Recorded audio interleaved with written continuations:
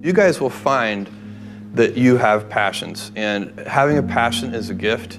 I think we all have passions, and you don't get to choose them, they pick you, but you have to be alert to them. You have to be looking for them. And when you find your passion, it's a fantastic gift for you because it gives you direction, it gives you purpose. You can have a job, or you can have a career, or you can have a calling. And the best thing is to have a calling. And if you find your passion, you'll have that, and all your work won't feel like work to you. Many kids and many grown-ups do figure out over time what their passions are.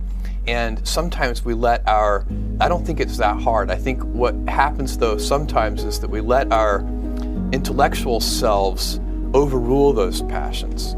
And so that's what needs to be guarded against. My job, one of my jobs as the leader of Amazon, is to encourage people to be bold. And people love to focus on things that aren't yet working. And that's good, it's human nature. That kind of divine discontent can be very helpful. But it's incredibly hard to get people to take bold bets. And you need to encourage that. And if you're gonna take bold bets, they're gonna be experiments. And if they're experiments, you don't know ahead of time whether they're gonna work. Experiments are by their very nature prone to failure. But big successes, a few big successes compensate for dozens and dozens of things that didn't work. So, bold bets, AWS, Kindle, Amazon Prime, our third-party seller business, all of those things are examples of bold bets that did work, and they pay for a lot of experiments. I've made billions of dollars of failures at Amazon.com, literally billions of dollars of failures.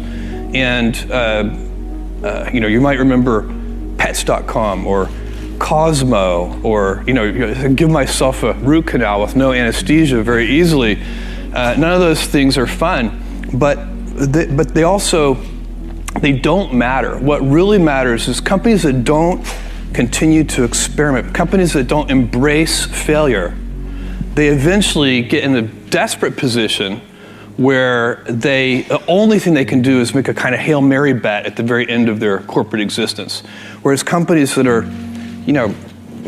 making bets all along, even, big bets, but not bet the company bets. I don't believe in bet the company bets. That's when you're desperate. That's the last thing you can do.